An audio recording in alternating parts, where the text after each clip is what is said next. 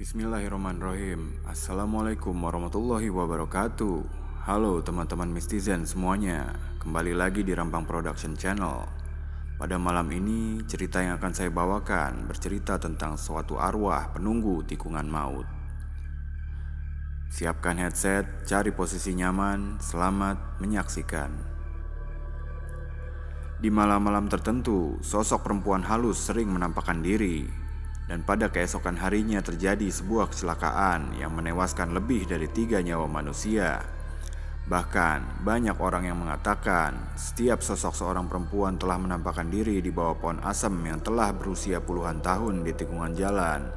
Itu tidak lain adalah sebuah tanda bahwa arwah penasaran tersebut menginginkan tumbal seorang manusia. Entah sampai kapan tikungan maut itu akan menelan korban. Berbagai dukun dan orang pintar lainnya telah dipanggil agar bisa memindahkan arwah penasaran tersebut. Tetapi pada kenyataannya, sekali waktu saja makhluk itu menampakkan diri. Hampir setahun belakangan ini, ada sekitar 23 orang yang telah meninggal dikarenakan kecelakaan di tikungan maut tersebut. Tikungan itu berjarak 1 kilometer dari rumahku. Aku sengaja mengumpulkan data-data itu hanya untuk sekedar tahu berapa banyak korban selama setahun terakhir. Orang-orang yang tinggal di sekitar tikungan itu pun sudah melakukan berbagai cara, termasuk berbagai upacara ritual guna mengusir perempuan halus penunggu tikungan itu. Ternyata hanya pada bulan-bulan pertama saja setelah upacara dilakukan, korban memang agak sedikit berkurang. Namun, selebihnya lagi banyak yang meninggal dengan cara yang mengenaskan. Kepala mereka pecah berantakan dan sekujur tubuhnya terhimpit ke rangka mobil yang saling beradu akibat kecepatan yang tak bisa dikendalikan lagi. Oh iya, aku masih ingat sekali suatu hal yang cukup aneh dan benar-benar terjadi, hingga menimbulkan korban jiwa. Saat itu aku melihat seorang laki-laki yang tak dikenal melintas di tikungan maut itu. Rupanya lelaki asing itu adalah seorang pemburu seks yang akan menghampiri seorang gadis cantik yang melampaikan tangan kepadanya. Memang gadis misterius itu begitu mempesona sehingga laki-laki bertubuh atletis dan berwajah ganteng itu segera tancap gas melintasi kendaraannya dan segera mengajak wanita bertubuh sintal masuk ke mobilnya. Setelah berbincang-bincang sejenak, kedua insan berlainan jenis itu pun berangkat menuju ke sebuah daerah yang memang khusus menyediakan tempat mesum. Lelaki hidung belang itu memilih losmen joget yang tidak terlalu ramai dari pengunjung. Dan di sebuah kamar yang cukup nyaman, mereka pun sudah pasti melakukan hubungan intim. Hingga beberapa hari, kamar yang disewa mereka untuk bergulat memadu kasih tampak hening. Tidak terdengar suara apapun dari sana. Lama-lama pemilik kamar yang menyewakan tempat mesum itu pun menaruh rasa curiga. Dan ketika pintu kamar diketuk tidak ada jawaban yang keluar. Padahal itu sudah dilakukan berulang kali. Hasilnya tetap sama saja, nihil alias tidak ada jawaban dari penghuni kamar. Karena rasa penasaran yang semakin tinggi, akhirnya pemilik losmen menyuruh salah seorang pegawainya untuk mendobrak pintu kamar tersebut. Dan apa yang terjadi sungguh suatu pemandangan yang sangat mengerikan. Lelaki berwajah ganteng yang terkenal doyan nge-seks itu mati dengan cara yang mengerikan. Matanya melotot lebar seakan lelaki itu mati ketakutan melihat gadis yang disetubuhinya berubah wujud menyeramkan. Kini tubuh lelaki malang yang berkulit putih itu sudah kaku. Dan dari hasil pemeriksaan diperkirakan lelaki itu mati 2 hari sebelumnya. Tepat sekali ketika ia membawa seorang wanita di pinggir jalan sebuah tikungan yang terkenal angker. Aku tak tahu secara pasti dari mana lelaki malang itu berasal. Yang pasti dia tidak pernah mengetahui kalau tikungan itu sering menimbulkan sesuatu yang penuh misteri. Aku hanya mengatakan dengan pasti kalau yang ada di dalam otak lelaki ketika itu hanya kesenangan belaka. Karena saat itu dia sudah mendapat teman kencan yang cantik dan menggairahkan. Bukan itu saja, selain wajahnya yang cantik rupawan, tingkah laku wanita misterius itu pun begitu menggoda hati laki-laki petualang cinta itu. Malam itu, ketika aku tengah duduk santai sambil membaca koran di teras rumah, samar-samar aku mendengar suara beberapa orang di sebelah rumahku. Ya, aku mendengar beberapa orang sedang membicarakan sesuatu di rumah Pak Kiai. Pak Kiai yang bernama Muhammad Jafar itu memang terkenal di lingkungan tempat tinggalku. Beliau memang seorang kiai tersohor dengan ilmu keislamannya yang sangat fanatik. Bahkan Kiai Jafar sendiri sering diundang ke tempat-tempat yang dianggap keramat dengan maksud agar bisa menenteramkan suasana lingkungan dari godaan makhluk halus yang jahat. "Assalamualaikum Pak Kiai," kataku sopan. Kiai Jafar bersama orang yang ada di hadapannya membalas ucapan salamku. "Mari silakan masuk Nak Bagas," kata Kiai Jafar. Aku melangkah dan duduk berjejer di antara mereka. Sejenak kutarik nafasku dalam-dalam agar pikiranku menjadi lebih tenang. Dan di antara mereka yang berkumpul malam itu, akulah yang paling muda. Memang selama ini aku sering bertukar pikiran dengan Kiai Jafar, sehingga apabila ada suatu kejadian di kampungku, aku bisa segera tahu. Mendengar dari pembicaraan Pak Kiai bersama bapak-bapak yang hadir di sini, sepertinya ada sesuatu yang telah terjadi, kataku membuka percakapan. Aku berharap dengan begitu mereka yang hadir bisa menanggapi apa yang telah kukatakan. Tetapi aku tidak merasakan perbedaan walau sedikit pun. Kemudian Kiai Jafar menganggukkan kepalanya. "Ya, tadi pagi sebuah mobil sedan menabrak sebuah truk bermuatan bahan bangunan," ucapnya. "Menelan korban lagi?"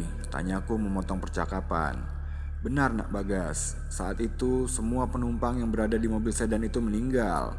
Dan kendaraan truk berisi bahan berat itu pun oleng ke kanan jalan dan menabrak sebuah pohon. Bahkan nyawa supir dan kernetnya pun tidak bisa tertolong lagi," jelasnya.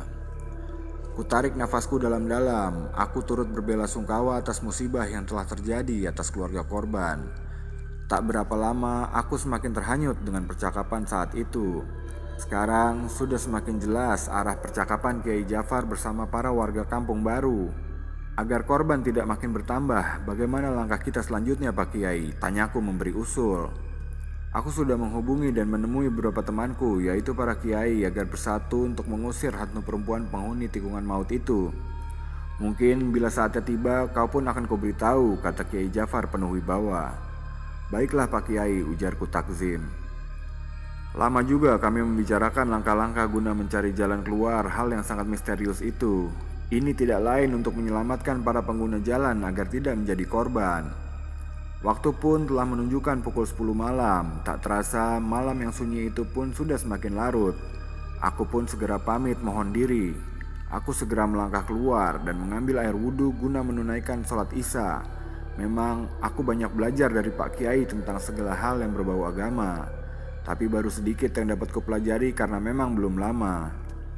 Tak terasa malam semakin larut. Mataku sudah tak kuat lagi menahan kantuk yang begitu hebat. Dan ketika aku hendak membaringkan tubuhku yang lelah, entah mengapa kedua mataku merasa sulit sekali terpejam. Padahal malam itu aku sudah berulang kali membaca ayat kursi, tapi bayangan akan sesuatu yang menghantuiku itu masih saja melekat. Namun ketika hatiku mulai merasa tenang, mataku pelan-pelan dapat terpejam. Aku terus terlena dan anganku pun terus melayang. Layar mimpi pun mulai tercipta. Aku larut dalam sebuah mimpi. Di dalam mimpi itu, aku bertemu dengan seorang gadis berwajah cantik rupawan. Tiba-tiba saja, gadis yang tak pernah kukenal sebelumnya itu telah berdiri di depan pintu rumahku. Saat itu, aku tengah duduk santai sambil nonton TV di ruang tamu. Aku segera menghampiri kedatangannya. "Mau bertemu siapa, Dik?" tanyaku. Gadis itu tampak kebingungan saat menjawab pertanyaanku. Roman wajahnya yang cantik jelita terlihat penuh beban, dan dengan sikap yang lugu, gadis yang tampak asing di mataku itu memperlihatkan sesuatu di tangannya. Dengan segera, aku meraih dan membaca tulisan yang tertera pada secari kertas itu. "Untuk Mas Bagas, tolong berikan tempat beristirahat kepada gadis yang telah membawa kertas ini. Gadis itu datang dari jauh dan dia tidak memiliki saudara di sini." Ternyata surat itu datang dari Pak Amir, ketua RT di kampungku. Perlahan aku menganggukkan kepala karena ada pernyataan yang membuatku paham. Maka dengan sikap yang ramah, aku mempersilahkan gadis itu untuk masuk. "Silakan masuk, Dik," ucapku. Dengan sikapnya yang sopan, gadis itu memasuki rumahku. Aku segera membuatkan secangkir teh hangat dan kue kering untuknya. Gadis itu pun merengguk teh buatanku sedikit, dan tak berapa lama aku sudah menyerahkan kamar tidurku kepada wanita berambut ikal itu untuk tempat beristirahat. Seperti pesan yang telah tertulis di atas secari kertas tadi, kebetulan sekali Pak RT yang bernama Amir Hamzah itu masih ada ikatan saudara dengan orang tuaku. Aku telah menunjuk dengan tanganku tempat untuk gadis itu beristirahat. Dia melangkah memasuki kamarku tanpa menutup pintunya. Aku berdiri kaku, kenapa gadis itu tidak menutup pintunya? Kalau begitu biar saja aku yang menutup pintu itu. Aku menghampiri pintu dan saat akan menutupnya, gadis itu telah berdiri tepat di hadapanku dengan tubuh telanjang. Aku terperangah, tubuhku bergetar melihat pemandangan sensasional yang sebelumnya tak pernah kulihat. Dan tiba-tiba saja dengan sendirinya, tubuhku semakin lama semakin mendekatinya. Entah ada kekuatan apa yang membuat tubuhku dalam waktu sekejap sudah berada dalam pelukan gadis misterius itu. Ketika berada di pelukan tubuhnya, semakin lama aku semakin terangsang hebat. Kurasakan gelora rangsangan semakin kuat hingga gejolak nafsuku terus membumbung. Dan gadis bertubuh sintal itu pun tampak mendesah manja. Bahkan dia mulai menciumi wajahku dan aku tidak merasa kalau pakaian yang kukenakan telah melorot ke lantai. Rupanya tangan lembut gadis itu yang telah melepas seluruh pakaianku hingga tak tersisa. Bukan itu saja, dia pun menggamit tanganku dengan mesra. Lalu gadis cantik namun menyimpan sejuta misteri itu merebahkan tubuhnya yang molek di atas ranjang. Saat itu pandangan mataku terpaku akan keindahan tubuh yang dimilikinya. Karena terus diburu oleh nafsu, segera kuciumi wajahnya. Bukit kembarnya yang amat menantang kuremas secara perlahan. Dia menggeliat manja, matanya terpejam, menandakan sesuatu ekspresi dari rasa nikmat yang dirasakannya. Selanjutnya, aku terbenam dalam lumpur hitam kenikmatan. Hingga akhirnya, aku terjaga dari mimpi nan muskil itu. Aku tak mengerti akan makna mimpiku semalam. Bahkan, aku tak tahu dan mengenal siapa gadis yang secara tiba-tiba telah mengajakku mendaki puncak kenikmatan itu. Memang baru kali ini aku merasakan kenikmatan berhubungan intim dengan seorang wanita, meskipun itu terjadi hanya dalam mimpi. Saat itu aku terkulai lemas di sisi gadis itu. Aku tidak tahu siapa kamu sebenarnya dan di mana tempat tinggalmu, Dek. Apa maksud kedatanganmu ke sini? Tanyaku. Dengan tubuh setengah telanjang, dia berdiri di depan pintu kamarku. Kedua matanya menatapku dengan pandangan tajam. Kau tidak perlu tahu siapa aku, karena aku tinggal tidak jauh dari tempatmu, tepatnya di tikungan jalan, disitulah rumahku. Katanya dengan suara parau sambil tertawa cekikikan. Semula aku hanya diam, tapi itulah yang telah membuatku sadar seketika. Dan saat itulah aku terjaga dari mimpi yang mengerikan. Aku segera membaca istighfar, kulihat jam dinding baru menunjukkan pukul 2 dini hari. Tak terdengar suara apapun, ayah dan ibu serta kedua adik-adikku sudah terlelap dalam tidurnya. Aku menarik nafas panjang, dan saat aku duduk di tepi tempat tidur, aku teringat dengan perkataan gadis dalam mimpiku itu. Tempat tinggalnya berada di sebuah tikungan. Apakah yang dimaksud olehnya adalah tikungan yang selama ini terkenal sangat angker dan maut itu? Mungkinkah wanita itu memang penghuni tikungan maut yang sering meminta korban manusia? Dan ya ampun, bagaimana denganku yang telah berhubungan intim dengan arwah penasaran itu? Rasa takut menguasai jiwaku. Aku takut menjadi korban perempuan setan itu. Mungkin rasa keimanan yang berada di dalam hatiku masih lemah, sehingga aku tak kuasa menolak kejadian di alam mimpi itu. Aku semakin yakin dan menghubungkan mimpiku itu dengan perempuan halus penghuni tikungan angker.